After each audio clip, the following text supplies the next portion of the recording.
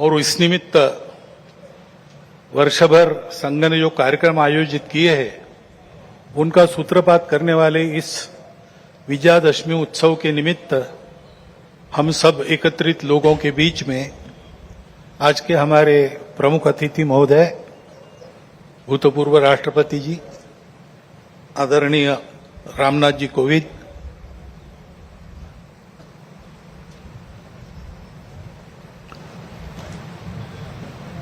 विदर्भ प्रांत के माननीय संघ चालक जी, माननीय सहसंघ चालक जी, नागपुर महानगर के संघ चालक जी, उपस्थित अन्य अधिकारी वर्ग,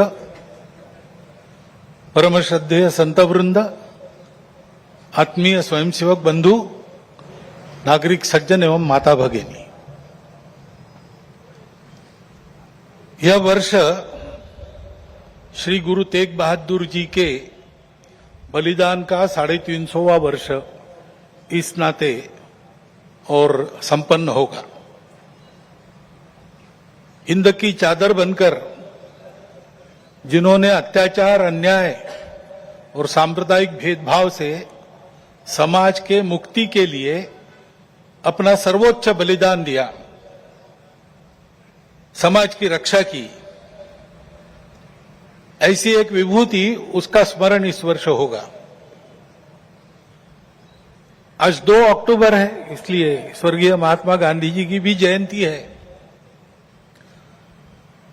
अपने स्वातंत्र्य की लड़ाई में उनका योगदान तो अविस्मरणीय है,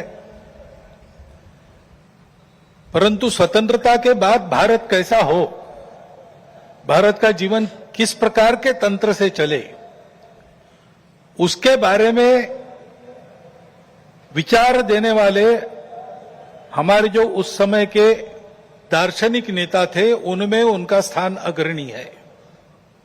हिंद स्वराज में उन्होंने वह चित्र का रेखांकन किया है और सादगी, विनम्रता और प्रामाणिकता के प्रतीक, और जिन्होंने देश के लिए अपने प्राण अर्पण किए, ऐसे स्वर्गीय लाल बहादुर शास्त्री जी, उनकी भी आज जयंती है। भक्ति, समर्पण और देश सेवा के ये उत्तुंग उदाहरण व्यक्तिगत और राष्ट्रीय चारित्र कैसा होना चाहिए, इसके आदर्श हमको मार्गदर्शन करते हैं। और आज की परिस्थिति का अगर हम विचार करते हैं तो हमारे ध्यान में आता है कि यह परिस्थिति भी हमसे इसी प्रकार के जीवन की अपेक्षा कर रही है। परिस्थिति एक सी नहीं होती, अनेक रंगों की होती है। तो परिस्थिति में बहुत कुछ अच्छा है, इसलिए बीता कालावधि 1 वर्ष का हमारी आशाएं और विश्वासों को भी दृढ़ करता है और हमारे सामने पुरानी और नई जो चुनौतियां उपस्थित है उनको अधिक स्पष्ट करने वाला भी वही कालावधि है। जैसे प्रयागराज में एक विशाल महाकुंभ हुआ, आधुनिक व्यवस्थापन के सारे कीर्तिमान तोड़कर एक जागतिक विक्रम तो उसने प्रस्थापित किया ही, लेकिन संपूर्ण भारत में श्रद्धा और एकात्मता की एक लहर उसने दौड़ा दी। पिछले साल एक दुर्घटना पहलगाम की भी हुई, हमला हुआ सीमा पार के आतंकियों के द्वारा, 26 भारतीय नागरिकों की उनका धर्म पूछकर हत्या की। लेकिन उसके चलते सारे देश में प्रचंड दुख और क्रोध की लहर पैदा हुई। पूरी तैयारी करके सरकार ने, हमारी सेना ने उसका बहुत पुरजोर उत्तर दिया। सारे प्रकरण में हमारी नेतृत्व की दृढ़ता, हमारी सेना का शौर्य, कौशल्य और समाज की एकता और दृढ़ता का एक उत्तम चित्र प्रस्थापित हुआ। और यह भी वह घटना हमको सिखा गई कि यद्यपि हम सबके प्रति मित्र भाव रखते हैं और रखेंगे, फिर भी अपने सुरक्षा के विषय में हमको अधिकाधिक सजग रहना पड़ेगा, समर्थ बनना पड़ेगा। क्योंकि इस घटना के बाद दुनिया में विभिन्न देशों ने अपनी अपनी जो भूमिका ली, उसमें हमारी ये भी ध्यान में आया कि हमारे मित्र कौन कौन है और कहां तक है।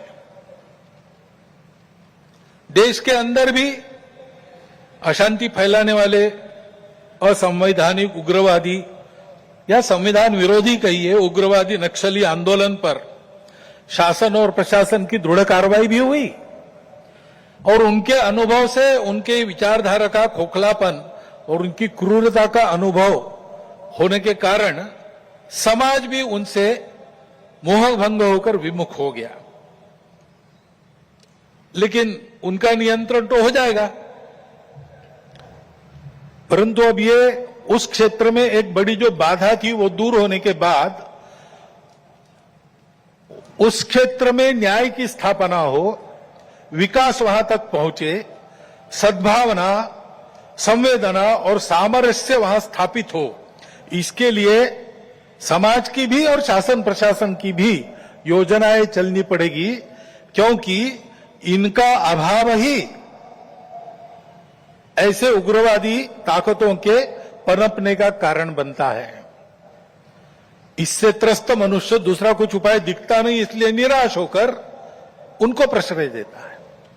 ये न हो इसलिए ऐसी योजनाओं की आवश्यकता है। आर्थिक क्षेत्र में भी हम आगे बढ़ रहे हैं। ऐसा जो प्रचलित परिमाण है दुनिया के, उसके आधार पर कहा जा सकता है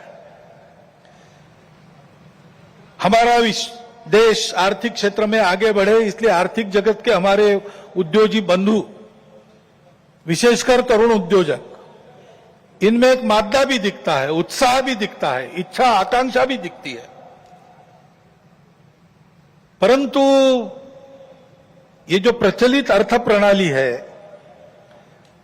सारी दुनिया में वही है, तो सारी दुनिया के अनुभव में उसके कुछ दोष भी आ रहे हैं। विकास के इस प्रकार के पद्धति से अमीरी और गरीबी का अंतर बढ़ता है। आर्थिक सामर्थ्य कुछ चंद हाथों में एकत्रित होता है। शोषण करने के लिए एक नया सुरक्षित तंत्र इसमें से खड़ा हो सकता है, चिंता नहीं की तो।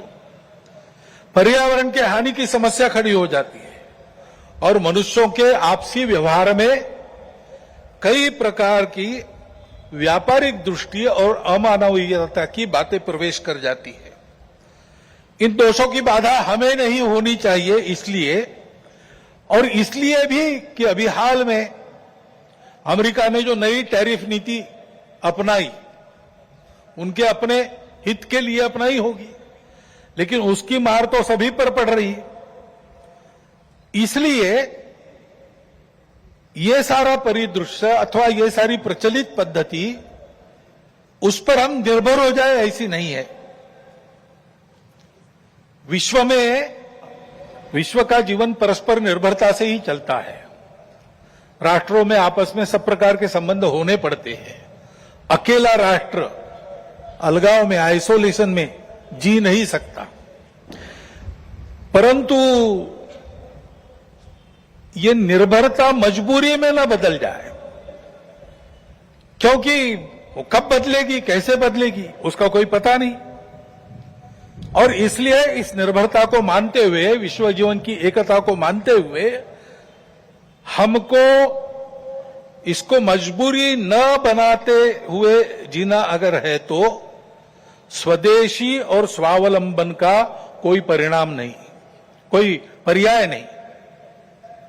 हमको आत्मनिर्भर होना पड़ेगा, स्वावलंबी जीवन जीना पड़ेगा, स्वदेशी का उपयोग करना पड़ेगा और फिर भी अंतर्राष्ट्रीय संबंधों का सब प्रकार के, राजनयिक हो, आर्थिक हो, व्यापारिक हो, इन सबका जतन हमको करना पड़ेगा। लेकिन उसमें मजबूरी नहीं होगी, हमारी अपनी इच्छा होगी, हमारा अपना सद्भाव होगा, ऐसा हमको बनना पड़ेगा। प्रचलित पद्धति जो है उसके दुष्परिणाम हमारे यहां भी दिखते हैं। अभी हाल में ही जो खबरें पिछले 1-2 साल से चल रही है, प्रत्यक्ष हम देख रहे हिमालय के क्षेत्र में कैसे चल रहा है। वर्षा का अनियमित होना तो सर्वदूर है, प्रकृति के प्रकोप भी बढ़ गए हैं, भूस्खलन होता है, अप्रत्याशित वर्षा होती है, हिमनदियां सूख रही है। ऐसे परिणाम गत 3-4 वर्षों में तीव्र होते चले जा रहे हैं। ये हिमालय हमारे लिए सुरक्षा की दीवार और दक्षिण पूर्व एशिया के लिए उसका पूरा जलस्रोत हिमालय से ही आता है।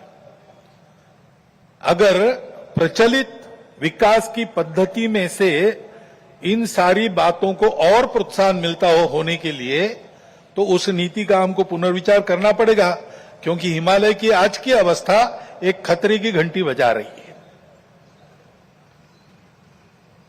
प्राकृतिक उथल पुथल है तो जनजीवन में भी उथल पुथल दिख रही है। श्रीलंका में, बाद में बांग्लादेश में, बाद में नेपाल में, हमारे पड़ोसी देशों में भी हमने इसका अनुभव किया। अब कभी कभी हो जाता है, प्रशासन जनता के पास नहीं रहता, संवेदनशील नहीं रहता, लोकाभिमुख नहीं रहता, उनकी जनता की अवस्थाओं को ध्यान में रखकर नीतियां नहीं बनती, तो असंतोष रहता है। परंतु उस असंतोष को इस प्रकार व्यक्त होना, ये किसी के लाभ की बात नहीं है। अभी प्रमुख अतिथि महोदय ने कहा, 25 नवंबर के भाषण की याद की, उसमें इस प्रकार के जो आंदोलन है जिसमें इतनी सारी हिंसा और विनाश होता है, डॉक्टर अंबेडकर साहब ने उसको ग्रामर ऑफ अनार्की कहा है। प्रजातांत्रिक मार्गों से भी परिवर्तन आता है, ऐसे हिंसक मार्गों से परिवर्तन नहीं आता है। एक उथल पुथल हो जाती है लेकिन स्थिति यथावत रहती है। पूरे दुनिया का अभी तक का इतिहास देख लीजिए, जब से ये उथल पुथल वाली तथाकथित रिवॉल्यूशंस, क्रांतियां आई, किसी क्रांति ने अपने उद्दिष्ट को प्राप्त नहीं किया। राजा के खिलाफ फ्रांस की राज्य क्रांति हुई, उसका परिणाम क्या हुआ? नेपोलियन बादशाह बन गया, वही राजतंत्र कायम रहा। इतनी सारी तथाकथित साम्यवादी क्रांतियां हुई, सब साम्यवादी देश आज पूंजीवादी तंत्र पर चल रहे हैं, जिसके खिलाफ क्रांति हुई थी। ऐसे हिंसक परिवर्तनों से उद्देश्य नहीं प्राप्त होता है, उल्टा इस अराजकता की स्थिति में देश के बाहर की स्वार्थी ताकतों को अपने खेल खेलने का मौका मिलता है।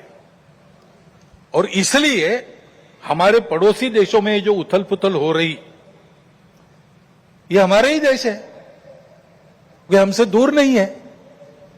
कुछ वर्ष पूर्व भारत ही थे, हमारे अपने हैं। उनमें इस प्रकार की अस्थिरता उत्पन्न होना, ये हमारे लिए, हम केवल उनके पड़ोसी हैं इसलिए नहीं, वो सब हमारे अपने देश है, इसलिए चिंता का विषय है। हितरक्षण से भी ज्यादा ये जो हमारा आत्मीयता का संबंध है, अपनेपन का संबंध है, उसके चलते ये चिंता होती है।